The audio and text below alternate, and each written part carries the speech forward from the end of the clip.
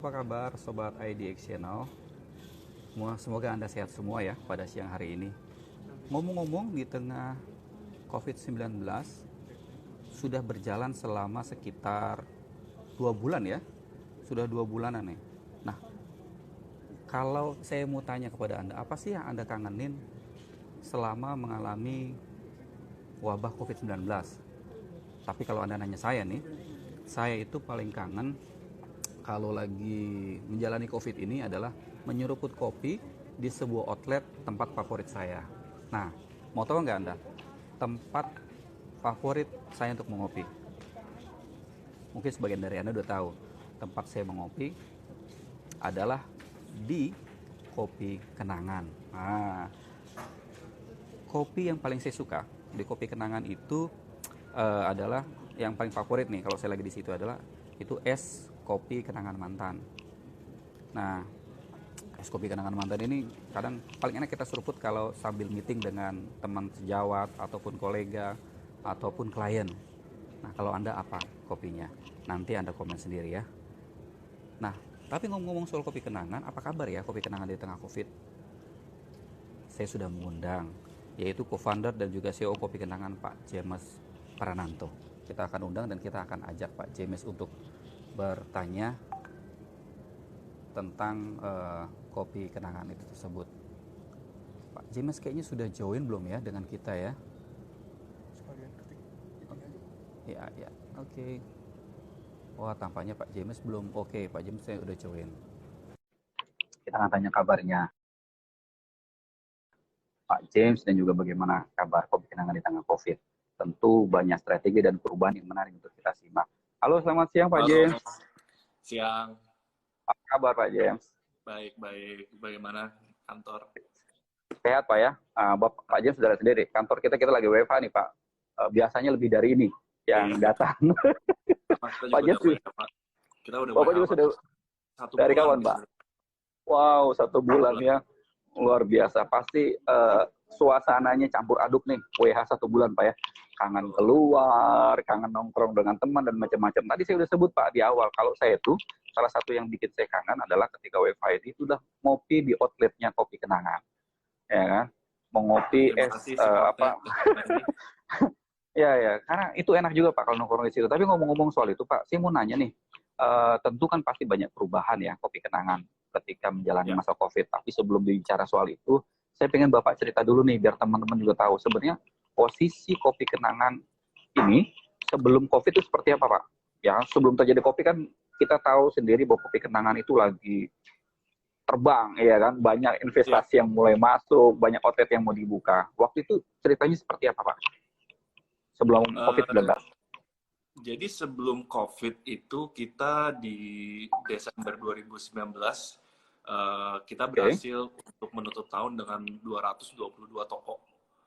Eh, dan Hmm. itu keberhasilan sangat besar, terutama tuh di bulan Desember sendiri kita buka 40 toko.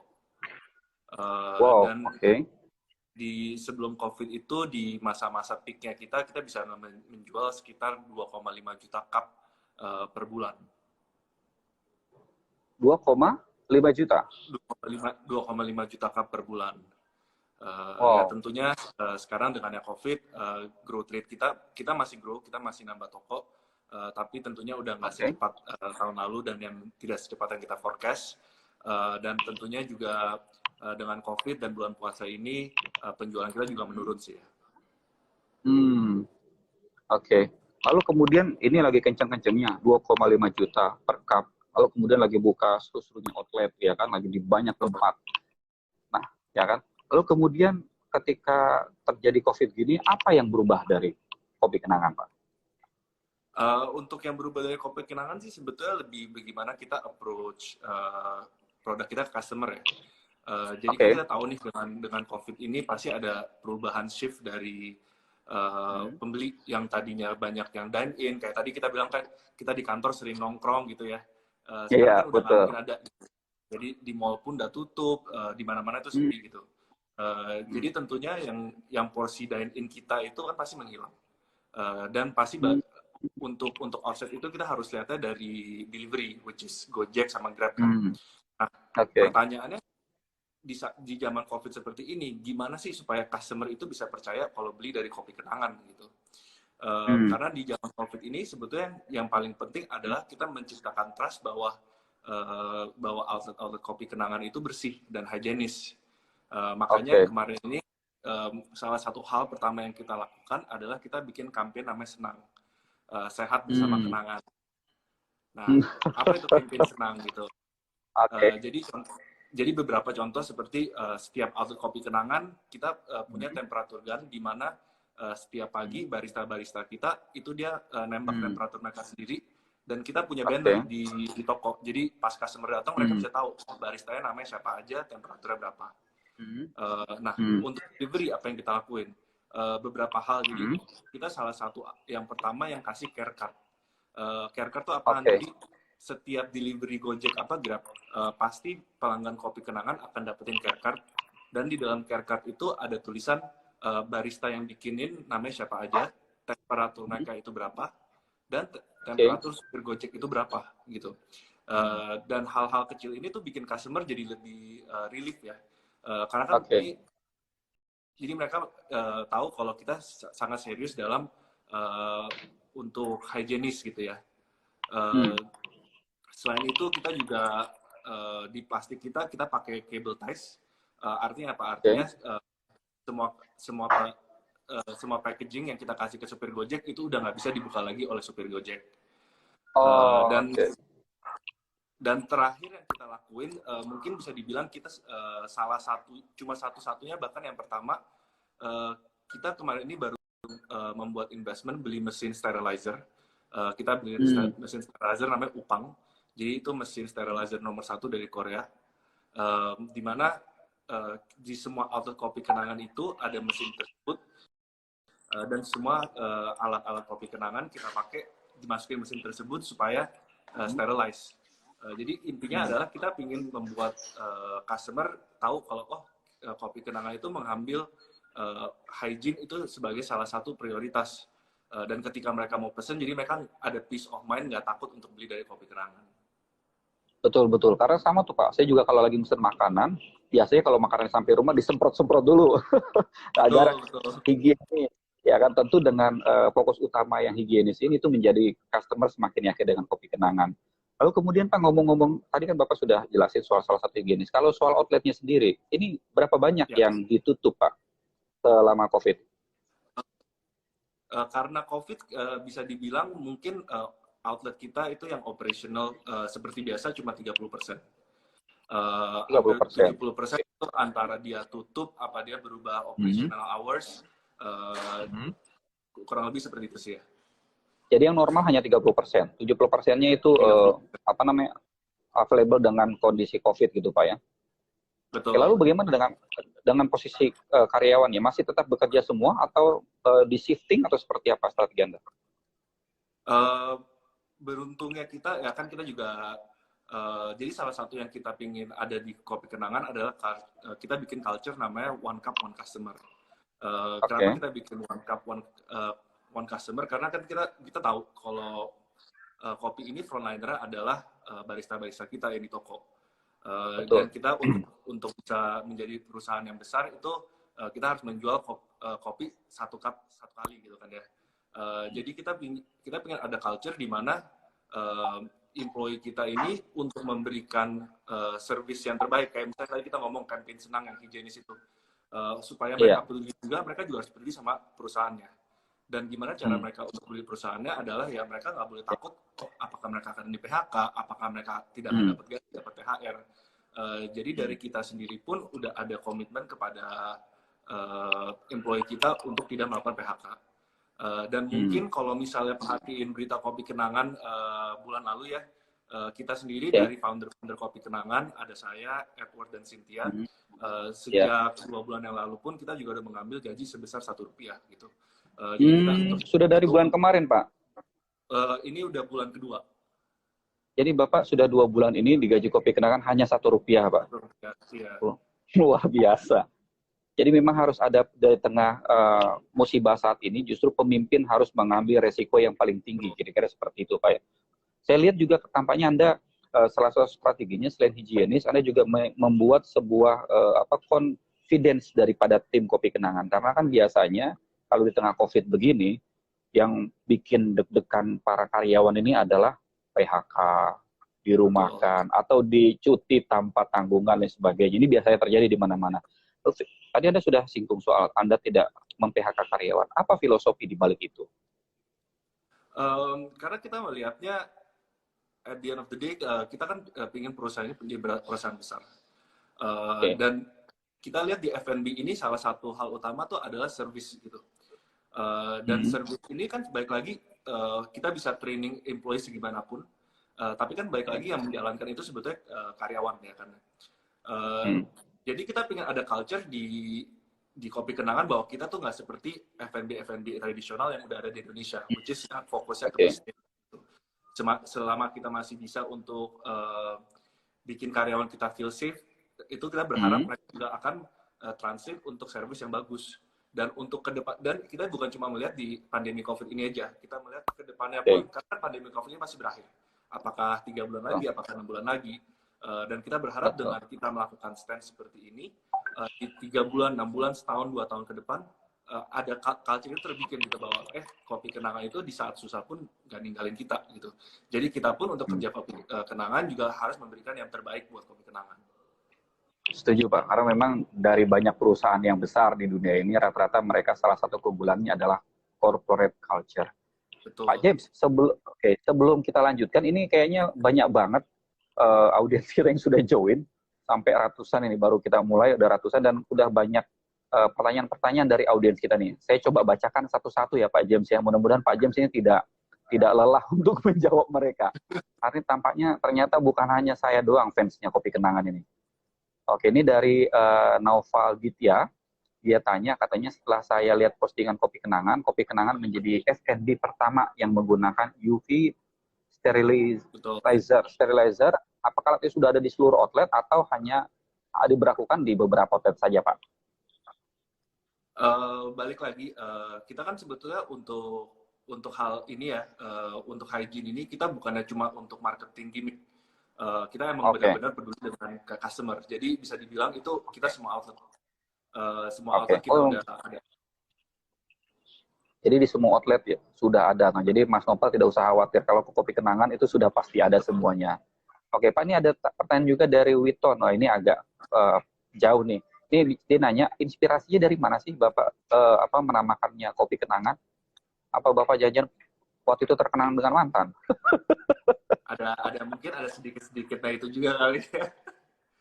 Kan awal-awal itu juga dibilang Kopi Kenangan tuh kayak mantan gitu, manis di awal pahit di akhir. Iya. Makanya kemudian banyak kayaknya.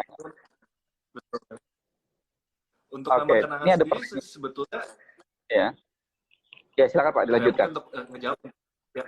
Untuk nama kenangan sendiri sih sebetulnya kan pas awal-awal itu kita pingin bikin Kopi Kenangan itu brand Indonesia kan. Karena pas awal kita buka, kita lihat di Indonesia ini kita konsumsi kopi itu sebetulnya keempat, kelima terbesar di dunia. Tapi kok kebanyakan brand-brand kopi di retail Indonesia itu brand luar. Jadi kita ingin bikin sesuatu yang brand Indonesia yang bisa kita banggakan. Nah, jadi kita ingin namanya Indonesia, dan kenapa akhirnya Kenangan? Karena waktu itu kita mikir kata-kata kenangan ini tuh sangat relatable ke semua gender, mau laki-laki, perempuan, dan semua umur gitu. Jadi kita mau umur 15 kita punya kenangan, umur 30 kita punya kenangan, bahkan kakek nenek kita juga punya kenangan gitu. Jadi kenapa itu akhirnya namanya kita Kopi Kenangan. Betul, jadi tidak hanya ditujukan untuk milenial yang sedang galau-galau Pak ya. Yang milenial senior juga ini juga banyak punya kenangan mantan nih. Betul. Jangan nggak cuma satu kenangannya. Oke, lalu kemudian ada pertanyaan lagi nih Pak, di daerah yang terbaru ada pertanyaan dari Yuni Prabandari. Katanya nih akan ada rencana go internasional nggak sih Pak dari Kopi Kenangan ini?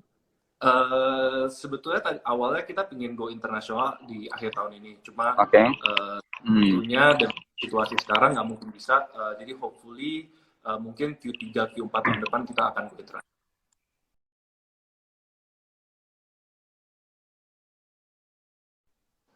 Q3, Q4 di tahun depan. akan di dunia internasional. Rencananya negara mana nih? Saya penasaran. Yang mau diincar awal, Asia atau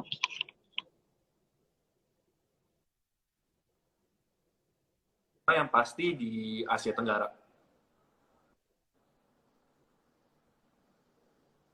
Oke, di Asia Tenggara ya. Ya. Oke, lalu kemudian ada lagi pertanyaan dari nih, tadi kan Bapak katanya digaji Rp1 selama 2 bulan. Salah satu teman kita. Lalu Bapak gimana caranya menghidupi keluarga? Untungnya saya tuh masih belum berkeluarga. Jadi masih hidup Oh iya sendiri. iya iya, oke. Oke. Jadi masih aman lah kira-kira ya. Tentunya kan masih aman dan ya of course kita pakai tabungan-tabungan yang sebelum ada. Oke, jadi sebagai pemimpin harus mengambil risiko di awal, ngorek tabungan ya kan. Tentu tabungannya sudah dibikin sejak lama nih Pak ya. Jadi mungkin tidak sedikit. Ada pertanyaan lagi, kemudian, ini sudah dijawab. Nah, dengan masih dari Inspektur Gadget nih katanya, dengan masih beroperasinya Kopi Kenangan di tengah pandemi, apakah ada rencana untuk membagikan kopi gratis ke garda terdepan? Kayaknya pernah melakukan aksi sosial APD deh Pak kalau nggak salah ya, yang sudah dilakukan Kopi Kenangan. Kita tuh udah ngelakuin beberapa kali, bahkan mungkin pertama-tama kita ngelakuin di 1,5 bulan yang lalu. Selain itu kita pun juga ada komit sebesar 15 miliar dan itu dibagi antara APD yang kita sumbangkan kepada rumah sakit dan investment yang kita lakukan untuk kebersihan toko dan hygiene toko, ya contohnya seperti Upang dan kalau misalnya ke toko Kopi Kenangan semua ada hand sterilizer buat customer gitu. Jadi sebenarnya sudah banyak yang dilakukan Kopi Kenangan selama COVID Pak ya, dalam membantu garda terdepan. Oke, ini kemudian pertanyaannya agak banyak nih Pak, karena ini ternyata fansnya banyak sekali, ya kan? Nah, oke, dari Solu Joshua. Nah, Bapak katanya masih muda banget nih. Kayaknya ini perempuan naksir Bapak nih. Dia mau nanya dong katanya. Yang terpenting dari bisnis menurut Pak James apa sih? Sampai kemudian berani mengorbankan diri untuk membela karyawan agar tidak di-PHK. Kalau dari kita sih sebetulnya balik lagi untuk F&B yang paling penting adalah produk dan service. Kita percaya yang pertama bakal menarik customer dan bikin customer balik itu produk, bukan promo gitu. Kita bisa promo terus 50%, tapi produknya nggak enak, service yang nggak enak, orang nggak mungkin balik gitu. Jadi dari kita pun tuh yang paling penting adalah produk dan sebisa mungkin jangan mementingkan margin dibanding produk. Contohnya aja gula aren ya, kan salah satu beta kira gula aren. Gula aren itu kita banyak ditawarin yang dari bubuk yang harganya lebih murah dan sebetulnya prosesnya lebih cepat. Tapi kita nggak mau gitu. Kita sampai hari ini kita masih pakai batok, kita proses sendiri, kita masak sendiri. Walaupun harga lebih mahal, operationnya juga lebih mahal, tapi itu bikin produk yang lebih enak gitu. Jadi contoh lain adalah susu. Susu kalau misal ke toko Kopi Kenangan bisa dilihat kita pakai Greenfields, which is untuk orang Indonesia itu tahu itu susu premium gitu. Tapi kenapa kita pakai Greenfield? Karena kita udah tes sama susu lain yang lebih murah, emang paling enak dan aftertaste yang paling oke itu Greenfields. Jadi emang kita fokusnya itu di produk gitu, karena baik lagi produk ini yang akan bikin customer balik lagi ke toko kita. Oke, jadi bisnis apapun yang kita jalankan, kita harus fokus kepada quality produknya, kira-kira begitu Pak ya. Jangan hanya mengejar profit. Betul. Iya, jangan hanya mengejar profit di awal, karena jangan cari produknya yang bahan-bahan baku yang murah, tapi customer tidak suka, jadi nggak long term, kira-kira gitu Pak ya. Long term. Ini ada pertanyaan lagi di Arthur Salim nih, katanya, rahasia sukses Kopi Kenangan ini apa sih Pak James? Pada penasaran kayaknya, mau bikin kopi juga. Sebetulnya sih baik lagi ya, kalau saya bilang itu baik lagi dari manajemennya ya.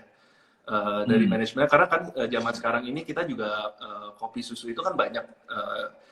Gerai-gerai kopi susu, gerai-gerai kopi shop itu kan sebenarnya banyak. Jadi yang utama adalah manajemennya, bagaimana manajemennya, oke udah punya produk yang bagus ini, tapi gimana cara kita keep konsisten gitu. Karena kalau kita keep konsisten di 300-500 ribu gerai gitu. Karena kalau kita lihat gerai-gerai yang toko-toko yang big brands ya, seperti McDonald, Starbucks, KFC, salah satu yang bikin mereka sampai hari ini digemari sama orang Indonesia karena kita tahu kita mau ke Starbucks yang di Jakarta, apa Surabaya, atau di Bandung, pasti produk yang kita dapat pasti sama gitu. Ke KFC yang di Sarinah, apa mungkin yang di Pantai Indah Kapuk, itu pasti semua sama gitu. Jadi pertama of course produk, kedua adalah konsistensi gitu. Kita harus memastikan semua produk kita itu konsisten. Baik, jadi produk pertama satu kualitas produknya, yang kedua konsisten dengan produk itu Pak ya. Jangan sampai nanti saya ke Pacific Place enak, lalu ke Grand Indonesia enak, lalu di tempat lain kagak enak ya. Jadi customer meragukan quality, betul Pak ya? Nah, karena itu kan kita bisa lihat dan mungkin yang belum tahu Kopi Kenangan tuh kita nggak franchise, jadi semua outlet itu kita milikin sendiri. Dan alasannya sebetulnya salah satunya sesimpel yang tadi, karena kita merasa kalau kita franchise kita nggak bisa keep quality gitu. Dan itu yang kita lihat dari teman-teman kita yang franchise, di mana dia bisa kopi A, dia bilang, oh tapi kamu belinya yang di Kemang aja ya, jangan beli yang di Senayan karena beda. Kalian kan mestinya dengan satu brand mestinya sama gitu. Baik, Pak tadi kan Bapak udah singgung mengenai rencana untuk go internasional yang tadinya akhir tahun ini ditunda menjadi tahun depan. Lalu kemudian ada, ini kan kebetulan penontonnya IDX Channel banyak juga investor-investor muda. Bapak ada potensi atau rencana untuk IPO di Bursa Efek Indonesia? Sementara itu kita belum tahu. Mungkin di 2-3 tahun ke depan itu baru lebih jelas kali ya. 2-3 tahun lagi ya Pak ya. Jadi teman-teman harap sabar. Tampaknya mereka sudah tidak sabar untuk membeli saham. Kan biasanya kalau sudah enak, dia ingin memiliki Pak. Jadi mantan tidak hanya dilepas, jadi juga dimiliki juga oleh mereka. Oke.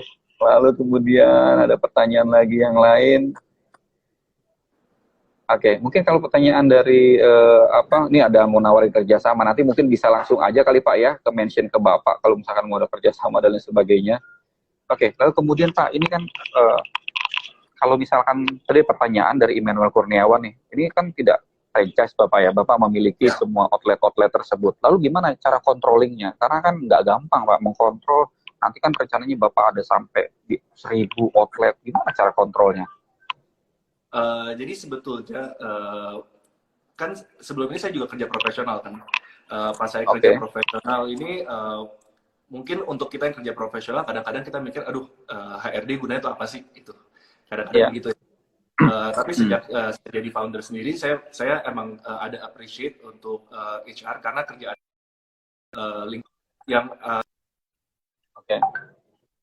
yang paling penting itu adalah membuat tim yang solid, terutama tim di mid management. Jadi mungkin kan juga Bapak tahu Kopi Kenangan kan waktu itu dapat funding dari investor ya, dari venture capital. Dan salah satu step pertama yang kita lakukan adalah hire HRD dan hire tim gitu. Karena kita percaya organisasi yang besar, organisasi yang bagus itu nggak mungkin bisa dibikin tanpa manusia-manusia yang baik gitu. Makanya ini balik lagi kenapa kan ada pertanyaan juga tadi apakah PHK atau enggak. Itu sebetulnya culture yang memang kita dari awal kita ada gitu. Kita percaya bahwa organization ini only as good as the people. Makanya kita ingin sebisa mungkin memberikan pegawai-pegawai kita yang terbaik. Jadi mereka juga appreciate dan mereka kerja di Kopi Kenangan bukan sekedar gaji, tapi mereka dengan visi misi kita. Jujur aja kita banyak beberapa mid management kita yang join ke Kopi Kenangan. Yang dia di tempat lainnya sebelumnya gajinya itu sama, tapi karena mereka percaya dengan Kopi Kenangan, mereka pindah.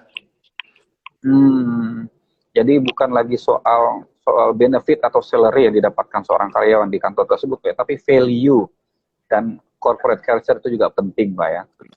Tapi ngomong-ngomong soal tadi kan kalau Bapak sendiri kan Rp1 per bulan. Kalau karyawannya ini kalau tidak di PHK, tapi tidak ada pemotongan gaji atau ada Pak selama COVID ini? Tidak ada. Wow, luar biasa.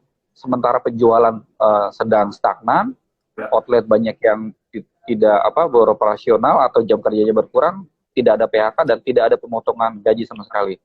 Belum. Luar biasa banget Pak, Kopi Kenangan kayaknya biasa nanti buka puasa saya mau beli Kopi Kenangan lagi. Kalau dibantu untuk Iya. Lalu kemudian selanjutnya nih Pak, tadi ada pertanyaan lagi dari selama kita bicara. Ini tampaknya ada hubungannya nggak sih Pak Kopi Kenangan ini dengan latar belakang Bapak sebelumnya katanya? Mungkin waktu kuliah atau apa sehingga membuat brand Kopi Kenangan? Kita ada 3 founder, ada saya, Edward, dan Cynthia. Oke. Sebetulnya dari 3 ini kita nggak ada background kopi. Mungkin yang paling dekat adalah saya, Edward, dia punya tea house, lulusan Carroll Tea House zaman dulu. Tapi untuk background kopi sendiri sebenarnya kita nggak ada. Yang membuat kita terjun lebih pada mungkin sekitar 3 tahun yang lalu kita lihat kan tren kopi susu ini menaik, ya kan. Dan pas tren kopi susu naik itu kita lihat jadi kita lihat 2 hal sih sebetulnya. Tren kopi susu naik, tapi kenapa kebanyakan kopi susu itu di ruko-ruko apa di daerah yang jauh-jauh gitu, nggak ada yang di daerah perkantoran apa di mall, karena itu kan sebetulnya pusat-pusat orang ya. Jadi kita pikir itu sebenarnya market yang bagus. Nah, setelah kita pelajari lagi, kita juga lihat loh, ini kalau misalnya di mall, di kantoran, ini kok kebanyakan malah brand-brand coffee shop yang gede dan satu cupnya harganya 40-50 ribu gitu. Jadi kalau kita hitung kasar aja ya Pak, misalnya kita beli salah satu brand internasional coffee yang harganya 40 ribu ya. Kan kopi ini minuman sehari-hari, tiap hari kita bikin kopi gitu ya. Kalau 40 ribu dikali 30 hari itu 1,2 juta, betul kan? Sedangkan UMR Jakarta itu 4 juta. Berarti dalam sebulan itu udah 30% gitu. Misi. Di mana orang yang pingin kopi itu dia nggak bisa afford kopi yang dari big brand sih setiap hari. Jadi ada missing gap di situ, makanya kita berani untuk masuk ke market ini. Betul, itu betul banget Pak. Ini saya jadi ingat cerita salah satu teman saya yang memang kerjaannya meeting di luar, sering banyak kopi yang berinternasional tadi, akhirnya kemudian itu lebih dari 30% dari gajinya dihabiskan hanya untuk kopi itu kan. Ya, berarti Anda mengambil pasar yang tepat Pak. Oke, lalu ada pertanyaan lagi ini dari Endangles katanya, ini kan Bapak tersebar di banyak outlet ya kan. Lalu bagaimana, tadi juga Bapak mention bahwa outletnya banyak tapi kualitinya harus sama dimanapun kopi kenangan itu berada. Nah, terus pertanyaan dia adalah bagaimana caranya memanage stok bahan baku nih agar kemudian bahan bakunya sampai di tempat tujuan sebelum waktunya, menjaga kualitinya dan sebagainya.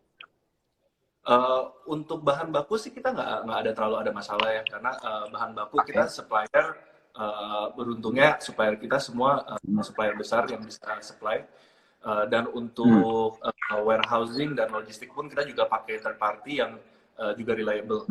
Tapi kalau kita ngomong konsistensi, sebetulnya tuh paling utama adalah training gitu.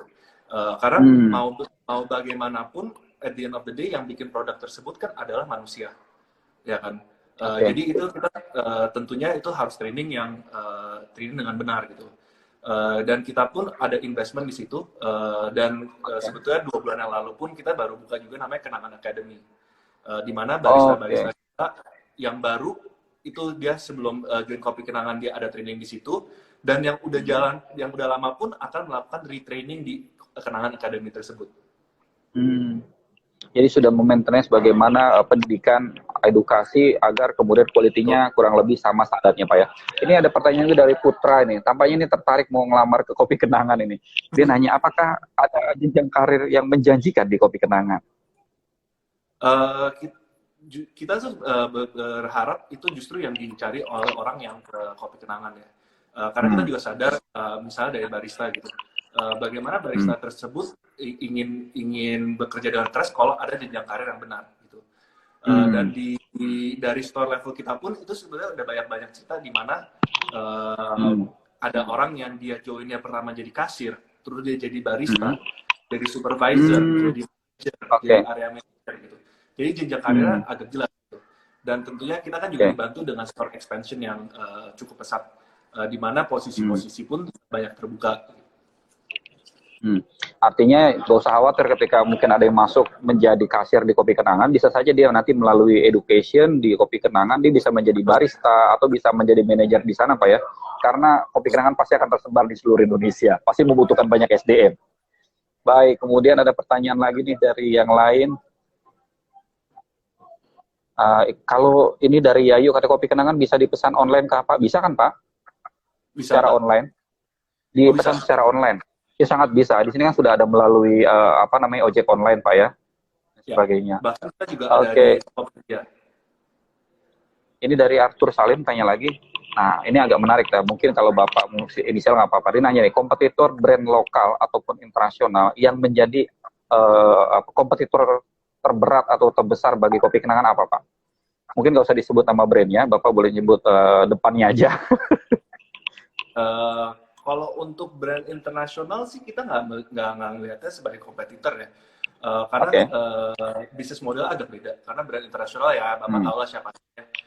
Itu ya mereka kan bisnis modelnya lebih third home, di mana outletnya 100-200 meter, dan bisnis modelnya adalah orang datang untuk convenient, untuk internetnya nggak melihat mereka sebagai kompetitor. Justru kita ingin belajar apa sih yang brand internasional ini lakukan yang kita bisa adapt juga di Indonesia, karena kan pastinya mereka udah melakukan hal ini dengan udah lebih lama dibanding kita. Kalau untuk di lokal, balik lagi kita juga susah bilang kompetitor itu siapa, karena bisnis model kan beda. Kita bisa dibilang cuma satu-satunya ini yang franchise. Tapi tentunya kalau misalnya kita ngomongin di marketnya ya tentunya ya pemain-pemain kopi susu lainnya gitu. Dan selain itu juga bubble tea, karena kan semakin kopi kenangan ini kita grow, kita nggak mau cuma kopi doang. Makanya kita banyak boba, di mana boba juga salah satu market kita yang actually pesat dan mau kita fokuskan. Jadi kalau misalnya kompetitor ya pemain kopi susu dan pemain boba. Baik, kemudian ada lagi pertanyaan lain, ini tampaknya banyak sekali pertanyaannya. Dari RH Hoiri, dia bilang ini modal awal waktu awal Bapak bertiga membangun kopi kenangan ini, apakah modal dari bertiga masing-masing, apa kemudian langsung mengajukan pinjaman atau seperti apa, Pak? Jadi awalnya kita mulai itu kita ketiga founder itu modal dari masing-masing sendiri. Kita modalin toko pertama itu sendiri. Akhirnya toko pertama itu sukses. Kita buka 8 toko. Semua itu. Jadi selama setahun itu, setahun pertama kita nggak ada ambil untung sama sekali. Semua untung kita masukin lagi ke perusahaan untuk buka toko. Ada juga kita tambah top up modal untuk buka toko. Dan akhirnya setelah 1 tahun, dari 2017, di 2018 Oktober, akhirnya kita bisa dapat funding pertama kita dari Alpha JWC sebesar $8 juta. Itu jaraknya dari pendirian pertama berapa lama, Pak?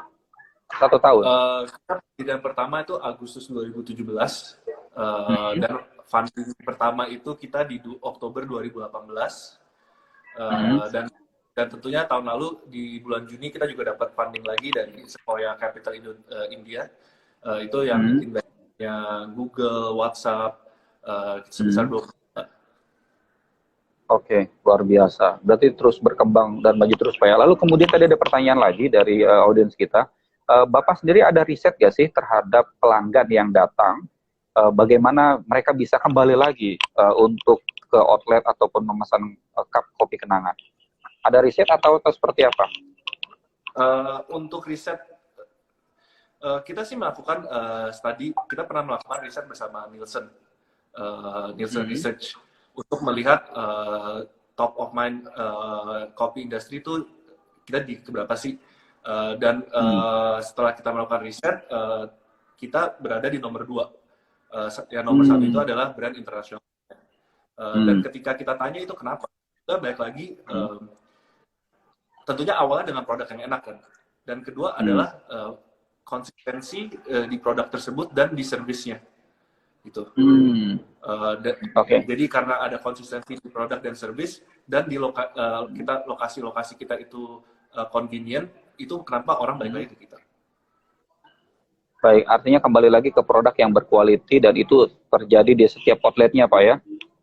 Karena bagaimanapun kalau misalkan katakan tempatnya enak, tapi kalau produknya nggak enak ya tentu orang tidak mau balik lagi ya, Pak ya. Baik, ini nampaknya kita sudah 1 jam berlalu nih, Pak. Kita diskusi nggak terasa ya, dan pertanyaan terus mengalir dari penonton kita. Pengennya saya sih terus-terusan nih, Pak. Tapi mungkin nanti khawatir Bapak ada aktivitas lain. Mungkin pertanyaan terakhir aja nih, Pak, dari saya. Ini kan kita tentu sedang menanti kapan COVID-19 akan berakhir, ya kan? Ada yang prediksi bulan Juni, ada yang prediksi bulan September, ada yang prediksi akhir tahun atau awal tahun depan. Tapi saya ingin tahu nih, seandainya nanti kemudian COVID-19 berakhir, sudah ditemukan vaksinnya, dan kemudian masyarakat sudah bisa keluar bebas, apakah ada yang sebuah program yang akan dilakukan oleh Kopi Kenangan? Karena ada nih salah satu maskapai yang kemarin udah campaign, gitu. Kalau COVID-19 berakhir, dia akan bagikan 25 tiket gratis setiap bulannya, pergi kemanapun. Nah, kalau Kopi Kenangan ini apa rencananya setelah COVID-19 berakhir? Tentu setelah COVID-19 terakhir kan kita pingin remind kalau customer kita bahwa Kopi Kenangan itu di sini. Jujur aja kita belum ada plan yang konkret, tapi kemungkinan besar kita akan melakukan promo dari aplikasi kita. Karena seperti yang Bapak tahu, Kopi Kenangan sendiri punya aplikasi sendiri. Dan tentunya kita ingin customer kita menggunakan aplikasi kita, karena dengan menggunakan aplikasi kita lebih banyak convenient yang akan customer dapatkan. Jadi kemungkinan besar kita akan melakukan promo besar di aplikasi Kopi Kenangan. Jadi siap-siap ya pelanggan Kopi Kenangan ini, terus pantang download aplikasinya Kopi Kenangan, jangan sampai ketinggalan, nanti COVID berakhir Anda ketinggalan ya Pak ya. Baik, terima kasih banyak Pak James Prananto atas waktu Anda, semoga Kopi Kenangan sukses terus, dan semoga karyawan Anda juga semakin yakin dengan corporate culture-nya Kopi Kenangan. Sekali lagi terima kasih Pak James, salam sukses, salam buat teman-teman di Kopi Kenangan. Selamat siang. Terima kasih. Siang. Baik teman-teman, mohon maaf sebelumnya, saya tahu masih banyak pertanyaan yang terus bergulir di Instagramnya EdX Channel. Mudah-mudahan dibaca oleh Pak James dan bisa dijawab secara dari Kopi Kenangan itu sendiri. Namun pada akhirnya waktu kita sudah berakhir. Terima kasih Anda sudah ikut menyaksikan acara kita. Jangan lupa nanti kita akan hadirkan lagi narasumber yang ternama dan juga aktual sesuai di bidangnya. Sampai jumpa. Salam.